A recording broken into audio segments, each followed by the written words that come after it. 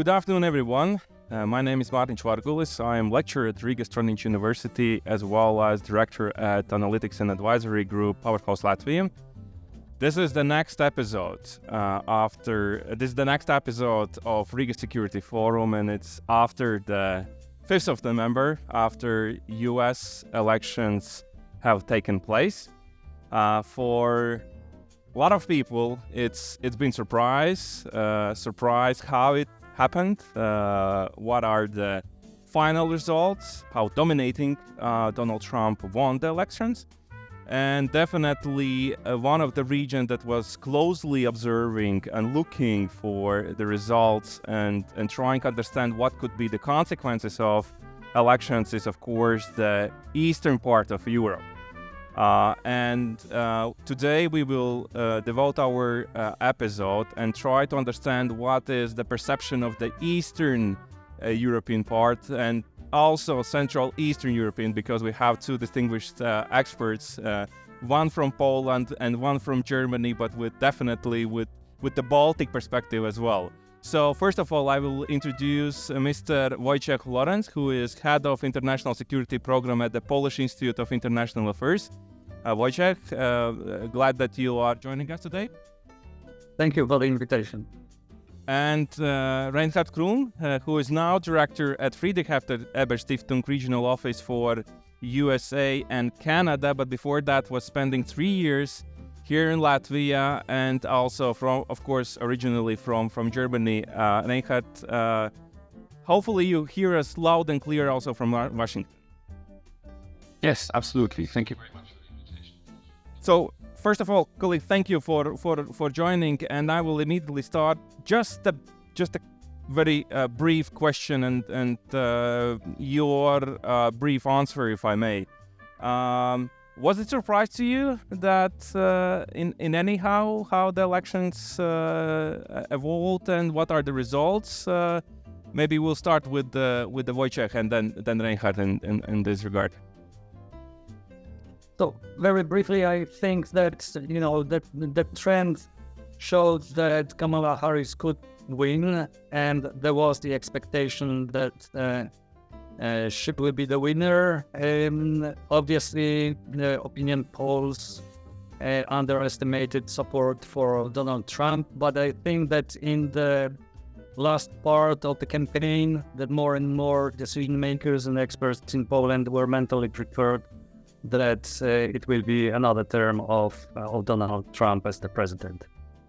Reinhard, the view from the Washington, did you feel that coming in any way? It would be very easy to say, of course. I saw it all coming. We had a couple of visitors. We went to Philadelphia, we went to Atlanta, and we were talking to pollsters, Georgia, swing state. And the mood was not so good. I would say here the understanding was it's a complete close race.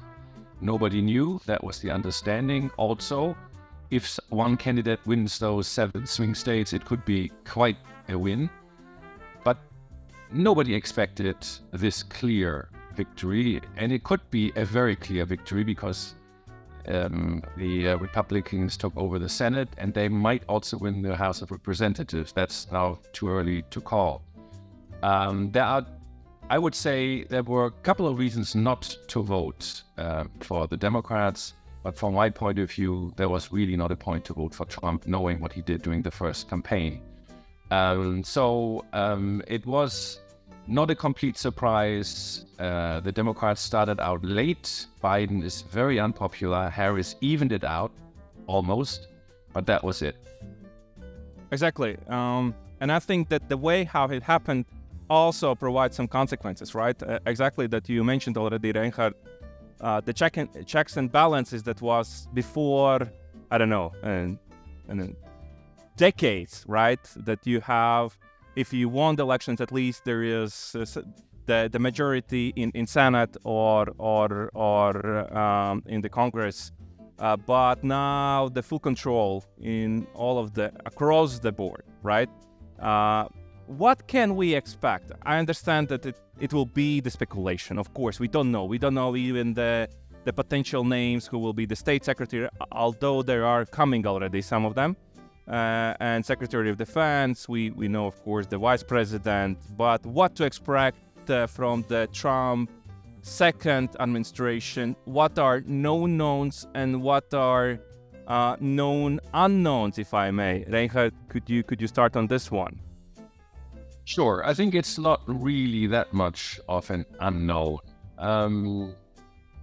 Trump has shown in his first period of being president and during the last 4 years and during the campaign what he's looking for. He's not interested in long-standing alliances. He's not interested in multilateral organizations. And just because he's looking for cost efficiency. So if the US puts money in, they want to have a result. They don't feel that way with the UN. They don't feel that way with NATO. The EU for them is something alien, I would say. But that doesn't mean that you cannot work with the Trump administration. It will be a short ad hoc coalition on certain issues to make a deal. If it is good for the United States, there won't be any problems doing that. But it's not this long stretching, we can count on them for a long time. That's at least one conclusion you can have. At the same time, the Republican Party is not monolithic. There are still enough Republicans in the Congress in general who will do things which possibly is not really on top of the list of Trump.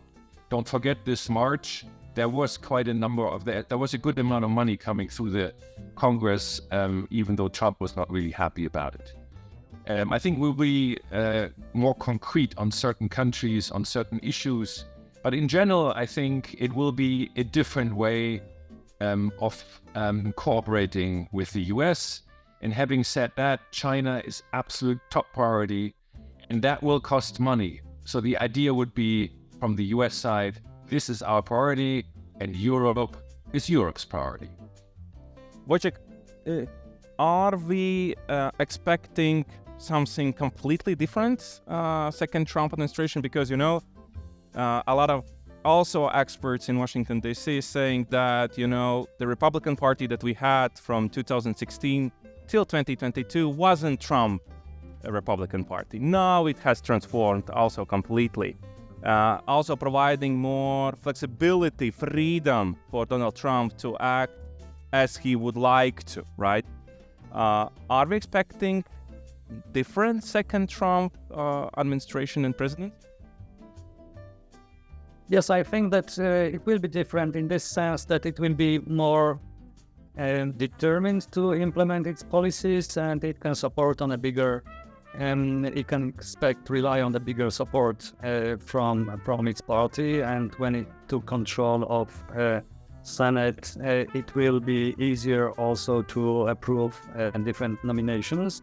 But as Reinhard rightly indicated, it is not monolithical. The Trumpian camp is not still the majority of the Republican Party, and you still have quite a lot of pro-transatlanticists in this party. They have tried to approve some mechanisms that could limit the room of maneuver of the administration, for example, regarding the withdrawal of the US from NATO.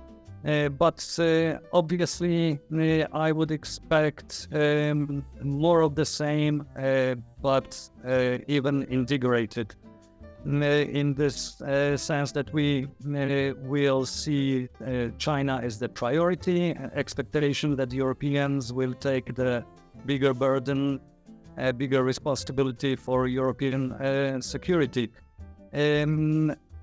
Obviously, one of the unknowns is the administration's approach to the negotiations with Russia, on what terms to freeze or end the conflict in Ukraine, and of course the pressure on Europeans to take the bigger responsibility for their security can have also different emanations. Obviously, we can expect that Trump will call for further increasing of defense spending, 2%. We all know that it's too little, so we can hear that 3% should be the benchmark.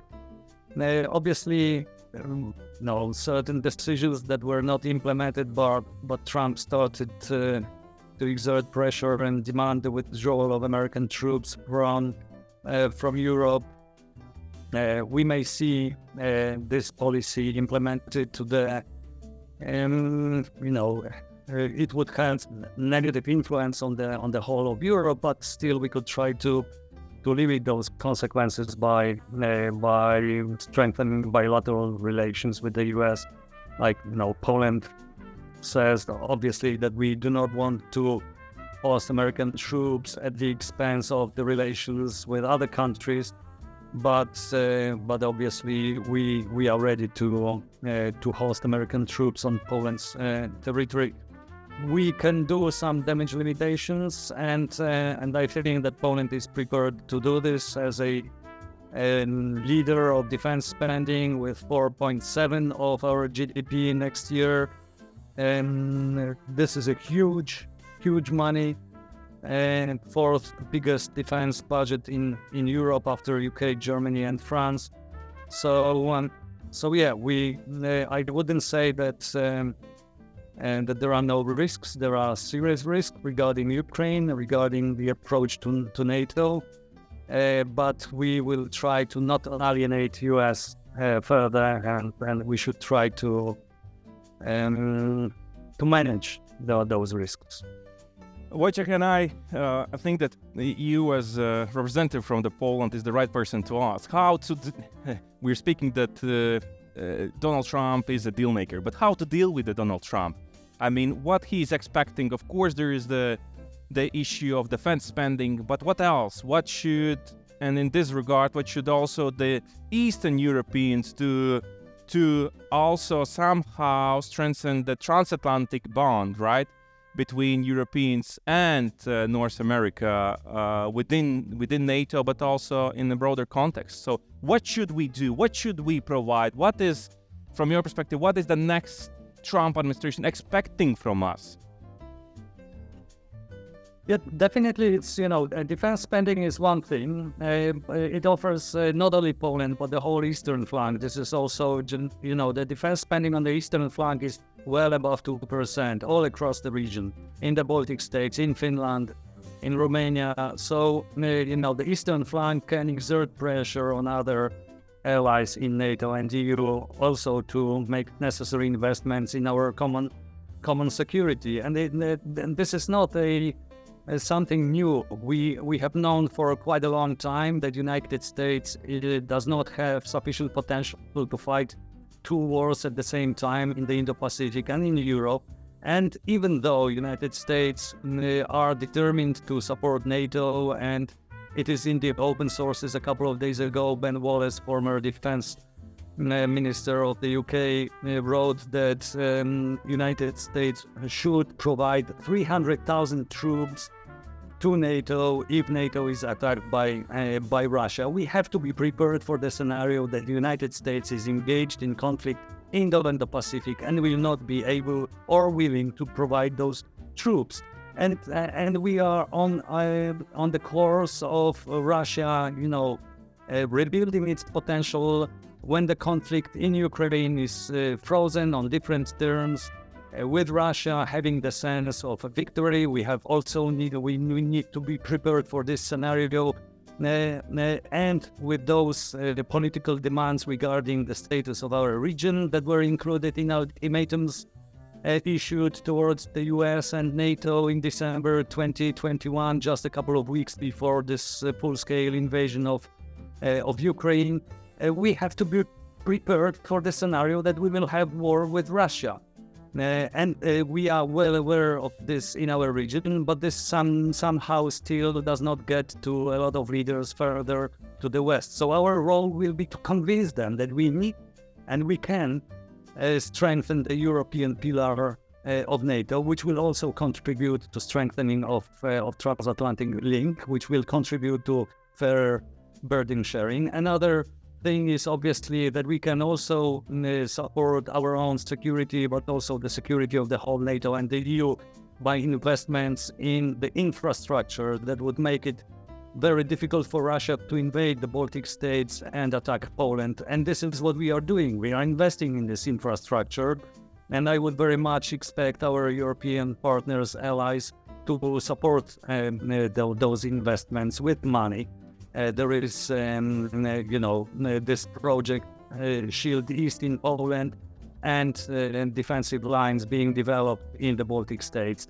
I also believe that we should reinvigorate Three Seas initiative as something that does not divide EU, but there is no ideological thinking behind this initiative, but something that can contribute, that can stimulate development of infrastructure all across the eastern flank, transport corridors, information, cyber infrastructure, all elements that are crucial for military mobility, but also stimulating the economic development of the region. And when there are tensions between the US and European Union, again, you can have additional platform to keep Americans, to keep US administration politically and economically also engaged in European affairs. So this is something that we can and we should do. Thank you. Reinhard, if I may ask you to put your German hat as well, answering to the next question, taking into account what happened, what is happening right now also in Germany, and also regarding the tweets that we saw immediately after the results were known. One particular one that I was stuck with was Emmanuel Macron, who said in his tweet that we are in new global context, right? Speaking that, well, that has been a game changer, right? And there was immediate plea for his and Olaf Scholz meeting. How Germans perceive Donald Trump from your perspective, the political elite right now, how that is, was it expected, and now what could be the position of the Germany? Because here in the eastern part, we have spoken about that on numerous times, that we are expecting German leadership, right? In times of unpredictability, more German to strengthen so-called European strategic autonomy, so on and so forth. So in this regard, how you see what is the German role and how Germany sees Donald Trump's second presidency? Germany is very critical of a second Trump administration.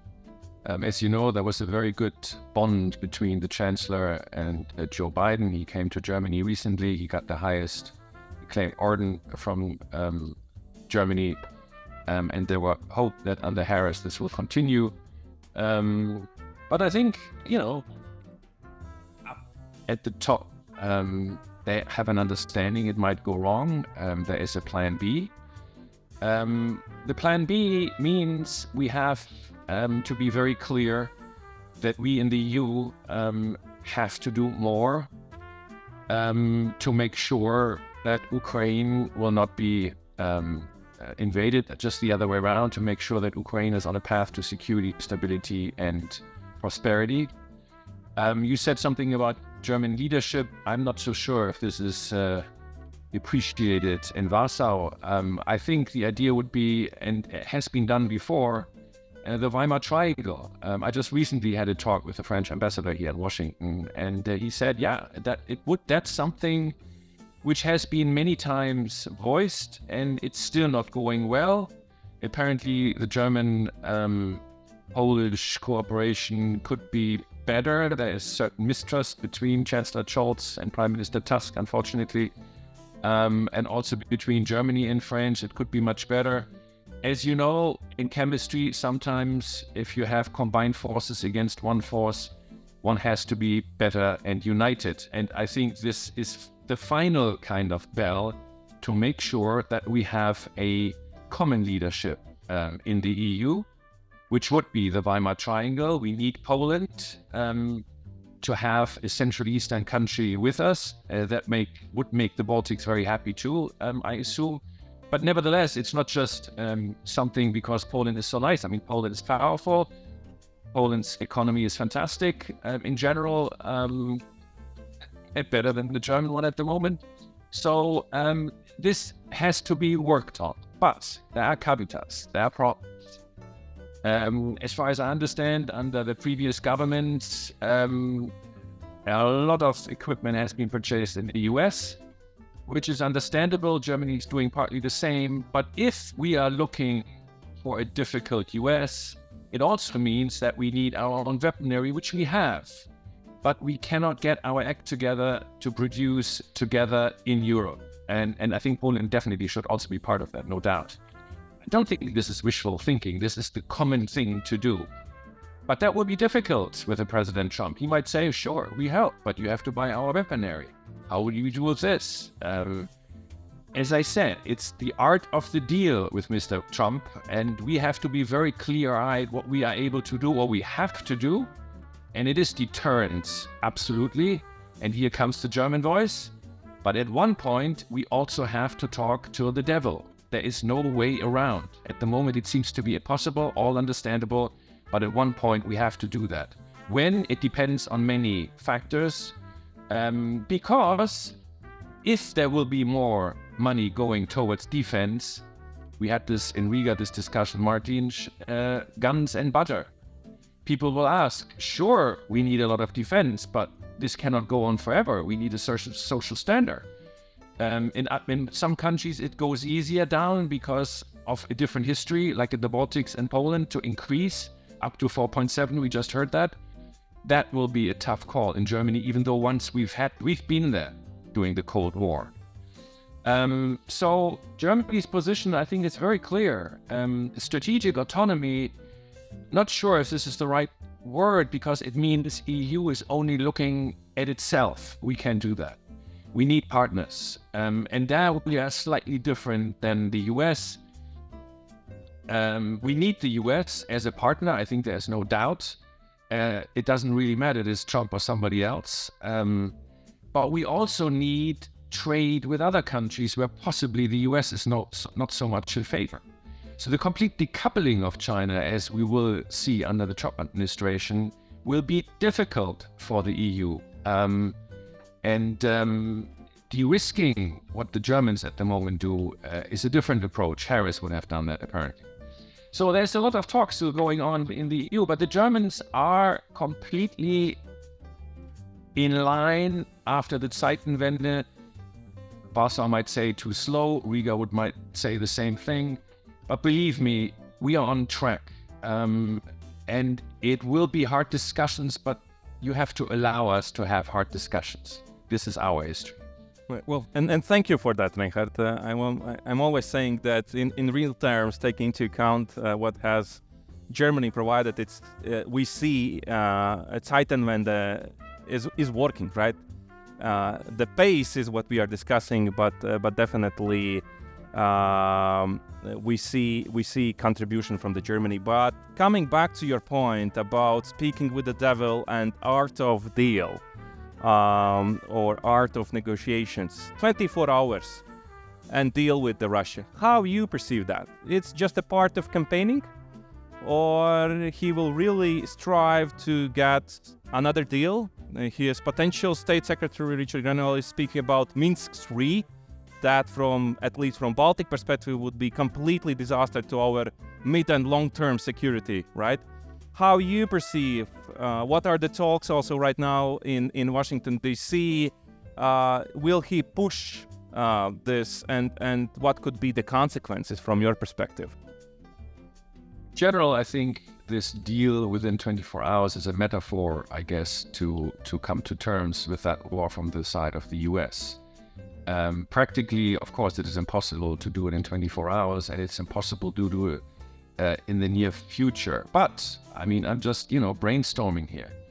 The US could argue and put a lot of pressure on Ukraine, saying, we give you a certain time, and we also have talks with the Russians, you have to do this. If not, we will seriously decrease our support, and we give the baton, in a race to the Europeans. You have time to think about it. What would be the best outcome for you? It could be that frank. I wouldn't be surprised. And it's up to the EU to make sure that the Ukraine doesn't go under the wheels. There will be very tough negotiations on that within the EU, between the EU and the United States. There was a talk. First of all, the United States will talk with Ukraine. Then they will talk with the EU partners, and then they will talk to Russia. How this will happen, nobody knows. But it seems to be that he is very much inclined. He has very little sympathy for Ukraine, unfortunately. I don't really know his relationship to Putin. There's a lot of talk about it. I don't think we really do know that. But it is in his interest, that's what he said, to finish this war as soon as possible because the US needs the money. So it is serious, but to your concrete question, what would be the first step? I just can tell you there will be talks on 3 levels. As I said, between US-Ukraine, between US-EU, and between US and Russia. And it's up to us in the EU to make sure, also, I'm sorry to repeat, that Ukraine stands a fair chance here, and President Trump is not doing, as his predecessor said, stupid shit. Yeah, Wojciech, your take on Ukraine. How do you read what could be the steps taken? What that all means? What Trump's second administration means to Ukraine, taking into account all of his campaigning statements, 24 hours that he has, as Reinhard said, we don't know completely sure about that, but there are rumors that he has spoken also with Vladimir Putin numerous times, so on and so forth. How you read this situation, and what could be the consequence for Ukraine? Yes, obviously. So there are some aspects of this which can be reassuring. For example, the signals that U.S. administration would like to negotiate from the position of strength. And this is something, obviously, that Ukraine itself is saying that Ukraine would like to create the proper conditions for such negotiations from the position of strength. So if the United States, if the U.S. administration was determined to exert pressure on Russia, to threaten Russia with further disastrous sanctions, with allowing Ukraine to use long-range weapons to attack military targets on Russian territory, and maybe also it would find some other elements that could send a signal to Russia that its position can deteriorate further, so it should be interested in changing its maximalistic approach and demands towards Ukraine and look for some compromise and genuine negotiations, not what we have seen so far that amounted to a complete capitulation of Ukraine. But there is this risk that Reinhard referred to, that Trump seems to have rather anti-Ukrainian sentiments and probably some pro-Russian or pro-Putin obsession, perceiving him as a strong man, somebody who really impresses Trump. So with this kind of approach, there is a risk that Trump would rather twist an arm, Ukrainian arm, and would not exert a proper pressure on Russia, and it would be a recipe for some kind of a deal that would be perceived in this region as another Yalta, and generally perceived by Russia as a win, which would encourage further aggression in the future. Obviously, any deal would have to be anchored with credible security guarantees for Ukraine, and even if Ukraine was encouraged to, for the time being, give up on NATO's membership, the big question is, okay, what in return? What kind of security guarantees that do not resemble the Budapest Memorandum? So it's not a piece of paper that can be thrown into a dustbin. Any security guarantees would probably amount to the presence, international presence, European presence, military presence on Ukrainian territory. Who would provide those troops? If it was just like in EU, for example, to make it not provocative that it's not NATO presence. So if it is EU presence, how would it be anchored in the broader US and NATO strategy, that we are prepared for potential direct confrontation if Russia was determined to anyway attack Ukraine with this military presence on Ukraine territory. So there are big question marks. We don't know what will be the approach, but I completely agree that the bigger burden will be on European shoulders.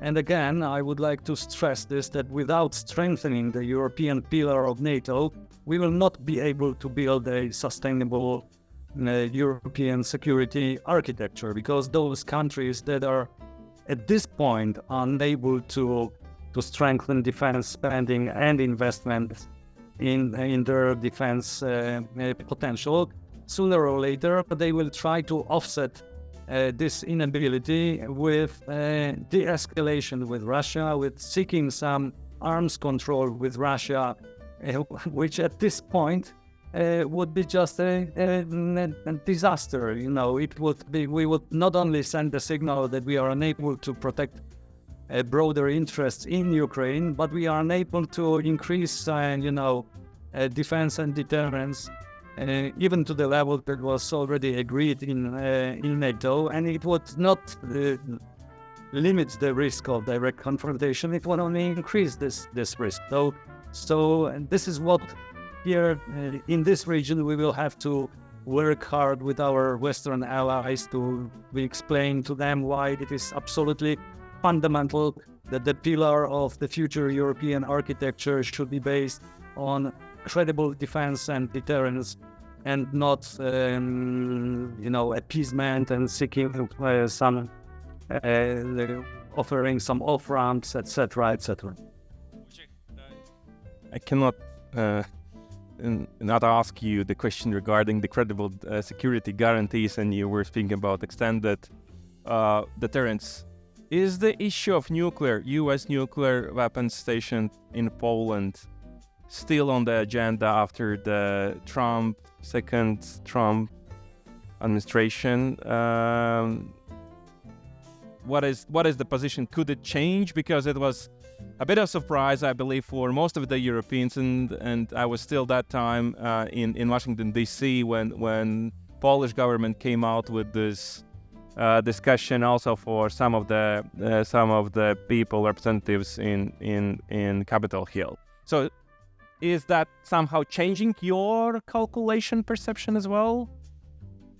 So very briefly, that there is no official stance on this. You have different signals coming from the president, different signals coming from the government, and different recommendations coming from different expert groups, starting from independent nuclear potential to enhancing Polish role in nuclear sharing, from supporting the conventional part of nuclear sharing arrangements and mission, to having our F-35 fighter aircrafts approved for nuclear missions. So there are about different ways of strengthening Poland's participation in NATO's nuclear mission, and I think that we have to be prepared for an honest dialogue from the Polish, but I think that regional perspective, we should do more as far as credibility of nuclear deterrence is concerned.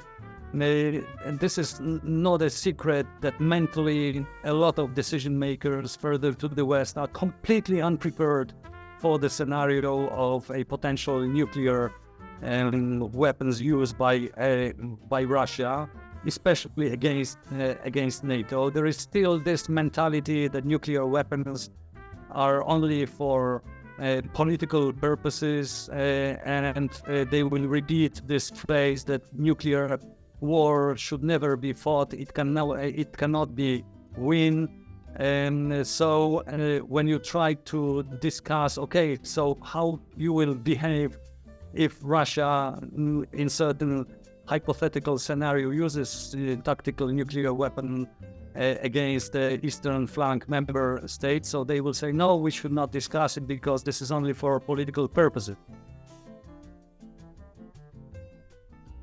But we know that those nuclear risks are increasing, that there was like a 50-50 assessment by the US that Russia could use nuclear weapons in Ukraine. So this is something that we have to be prepared. And even if, some decision makers are still stubbornly resisting to adjust like exercises to combine conventional with nuclear, there are certain things that could be done and are not being done in NATO, but you can complement the credibility of nuclear deterrence with air and missile defense systems that we have, just like too few of them. It's putting it mildly. There was a devout article a couple of weeks ago that clearly demonstrated what are the needs in this area. We should have long-range precision strike capability in European format. This is something that I completely agree with Reinhard, that there are certain areas that we should develop those capabilities in European format, and this French initiative of ELSA, European long-range strike approach, is something that I hope will not be only for political purposes to keep Europeans at the negotiating table if there are some negotiations on the new arms control deals, but that we genuinely develop those systems, because without them we will have to rely on the US capability, and without them our conventional and nuclear deterrence will be not perceived as credible in the eyes of Russia. And again, it will not make us more secure. It will only increase the risks down the road a couple of years further. Okay, thank you. And if I may, Reinhard, final to you. And I think there is another elephant in the room, and it's China, and especially for the Trump administration, right? For him, not Russia, but China is the main threat in the long-term perspective. The way how he frames China is as a much bigger threat to US. How that could affect a transatlantic bond, because here in Europe, I think we don't perceive China as much as US and the level of the threat perception.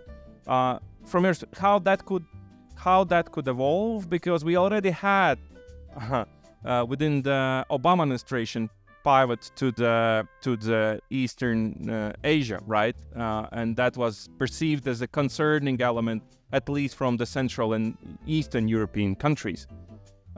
Your take on that? How this discussion could change the overall Trump's foreign and security policy?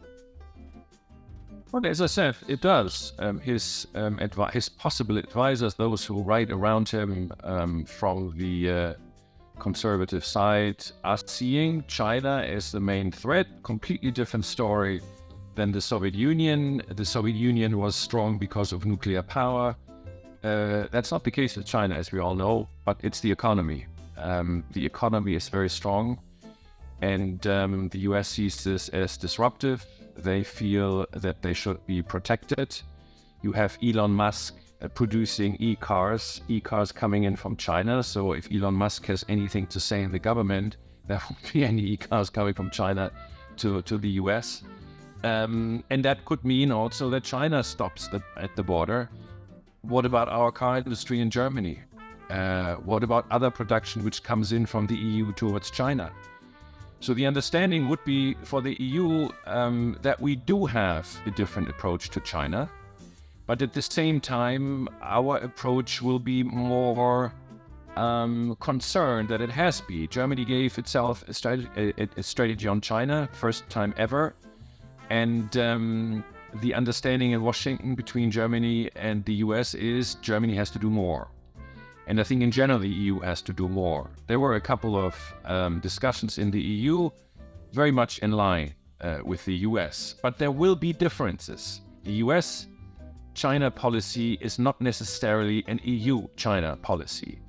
And as much as one like to complain about the US under Mr. Trump, again, it's the art of the deal. So you have to make a good case and then let's see how far it goes.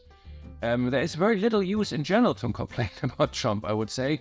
We have to get our act together.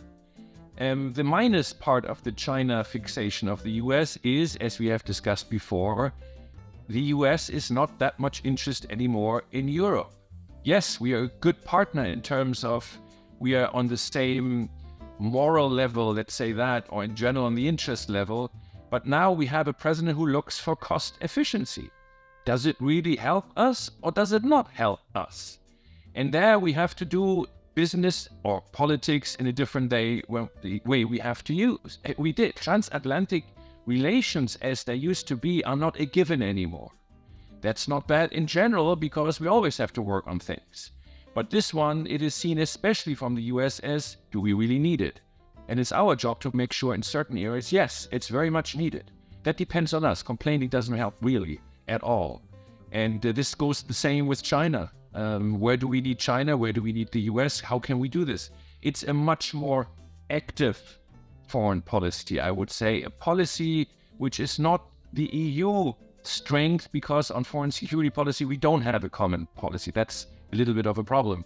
Let's see of Mrs. Kallas from Estonia, if she has more stamina than her predecessor and looks out for these issues concerning security in Central Eastern Europe and Eastern Europe.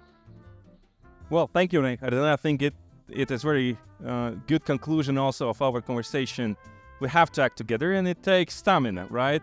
We are entering unpredictable times, and we will be the ones that we will deliver. We will be the ones that our delivery will ensure what kind of assistance we'll get from US and particularly this administration. So it was a pleasure to speak with you. During, I know, a lot of discussions, a lot of speculation are taking place after the 5th of November. So thank you for your bravery to come out and provide your speculation. It's not a pleasant work,